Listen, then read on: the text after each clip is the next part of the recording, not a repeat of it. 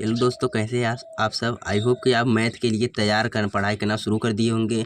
आपका 27 फरवरी को पेपर है, यानी कि आज 23 तारीख है, तो 4 दिन आपका केवल बाकी है। और यदि आपको पेपर पैटर्न नहीं पता हो तो बता दूं कि आपका बहुविकल्पी प्रश्न 20 क्वेश्चन आएगा, जो कि एक एक नंबर का रहेगा, तो 20 मार्क्स इधर से आएंगे। और उसके बाद दूसरा जो है अति लघु उत्तरीय प्रश्न आता है। अति लघु उत्तरीय प्रश्न 6 क्वेश्चन आता है, 2-2 नंबर का एक एक रहता है, तो ये पूरा 12 नंबर का मिल जाएगा। उसके बाद फिर लघु उत्तरीय प्रश्न आता है, उसमें 6 में से 5 क्वेश्चन करने होते हैं, यानी कि आपको 6 क्वेश्चन दिए होंगे, 5 क्वेश्चन करने होंगे, और हर क्वेश्चन जो है 4-4 नंबर का होगा, तो कुल मिलाकर 20 मार्क्स हो जाएंगे।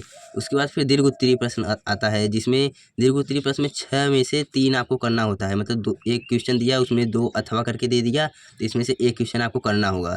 ये प्रत्येक जो है 6-6 नंबर का आता है, तो ये पूरा 18 नंबर, यानी कि हो गया पूरा 70 मार्क्स का पेपर। अब आपके जो 70 नंबर है वो किस किस चैप्टर से आते हैं, यानी कि यूपी बोर्ड ने खुद अपने वेबसाइट पर डाला है कि सिलेबस आपका क्या है। तो इसमें पहला चैप्टर वास्तविक संख्या है, इससे 5 नंबर का क्वेश्चन है। और दूसरा चैप्टर बहुपद है, तीसरा 2 चरों वाले रैखिक समीकरण युग्म, और चौथा द्विघात समीकरण, और पांचवा समांतर श्रेणी। अगर ये चारों चैप्टर मिला देंगे तो ये बीजगणित बनता है, और इससे 18 नंबर मिलेगा आपको। और उसके बाद फिर 7वां चैप्टर है, यानी कि अभी 6वां चैप्टर ये इधर हम निकाले हैं इसके लिए। तो ये 7वां चैप्टर है निर्देशांक ज्यामिति। इससे आपका 5 नंबर का क्वेश्चन आता है, और इसमें केवल 2 प्रश्नावलियाँ होती है, तो इसको जो है तैयार करना आसान है, इसे ज़रूर तैयार करना। उसके बाद फिर 8वां और 9वां, यानी कि त्रिकोणमिति और त्रिकोणमिति के कुछ अनुप्रयोग, इससे आपके 12 नंबर के क्वेश्चन बनते हैं। और इससे जो है करीब करीब शायद 6 नंबर का बनता है, 6 नंबर इससे बनता है। और उसके बाद फिर यहाँ 6वां और 10वां, यानी कि त्रिभुज और वृत्त, ये दोनों चैप्टर मिलाने पर आपके 10 नंबर के क्वेश्चन निकल के आते हैं। इसमें प्रूफ करने वाले क्वेश्चन ज़्यादा होते हैं। उसके बाद फिर 11वां जो है आपका चैप्टर है, पहले था रचनाएं लेकिन अब कट गया है, तो 11वां चैप्टर है वृत्तों से संबंधित क्षेत्रफल। इसमें मात्र एक प्रश्नावली है। और उसके बाद फिर पृष्ठीय क्षेत्रफल और आयतन। तो पृष्ठीय क्षेत्रफल आयतन में आपकी 2 प्रश्नावली है, इन दोनों चैप्टर को मिला देंगे तो 10 मार्क्स के क्वेश्चन यहाँ से बनते हैं। और उसके बाद फिर है 13वां और 14वां चैप्टर सांख्यिकी और प्रायिकता, 10 नंबर के क्वेश्चन आपके यहाँ से भी बनते हैं। तो आइए कि देख लेते हैं कि किस पार्ट में कितना प्रश्नावली है और कौन पार्ट कितना सरल है।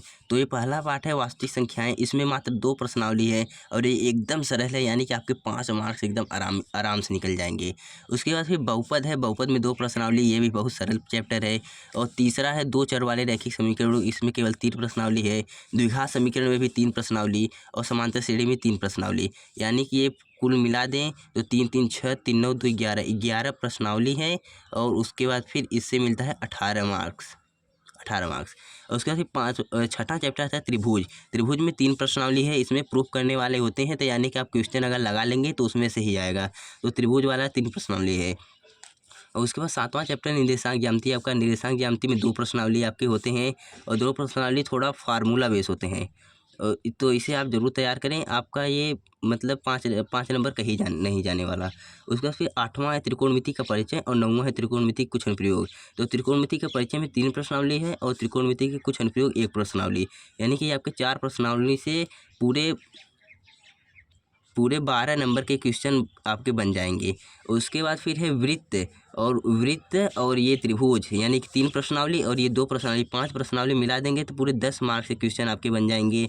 और फिर 11वां चैप्टर है वृत्तों से संबंधित क्षेत्रफल, और उसके बाद फिर पृष्ठीय क्षेत्रफल और आयतन, ये तीनों 3 प्रश्नावली है, 3 प्रश्नावली सबके 10 मार्क्स के क्वेश्चन आएंगे।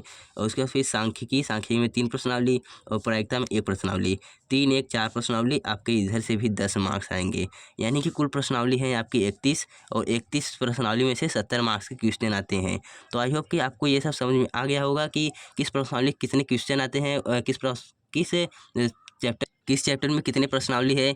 तो आपको जो चैप्टर आसान लगता हो, या फिर आप जो चैप्टर पढ़े हों, उस हिसाब से आप देखिए कि आपका कितना मार्क्स बन रहा है। और आपको जो चैप्टर आसान लगे, जैसे यहाँ पर त्रिकोणमिति कुछ अनुप्रयोग है, इसमें 15-16 क्वेश्चन शायद हैं, इसको आप लगा लेंगे तो यहाँ पर से आपको 5-6 नंबर का मिल जाएगा, यानी कि आपको पासिंग मार्क चाहिए तो आपको एकदम आराम से मिल जाएगा 23 नंबर। और यदि आप अच्छा करना चाहते हैं तो वास्तविक संख्याएँ आप पढ़िए, और उसके बाद मैं कहूँगा कि आप निर्देशांक ज्यामिति जरूर पढ़िए, यानी 5 नंबर इधर 5 नंबर इधर। उसके बाद ये दोनों पढ़ लीजिए, यहाँ से 12 नंबर, 12 5 17, 17 5 22, यानी जो ये पास होना चाहता है वो तो इतने में ही पास हो गया। उसके बाद फिर यहाँ आ जाएंगे, यहाँ 10 नंबर मिल जाएगा और यहाँ 10 नंबर।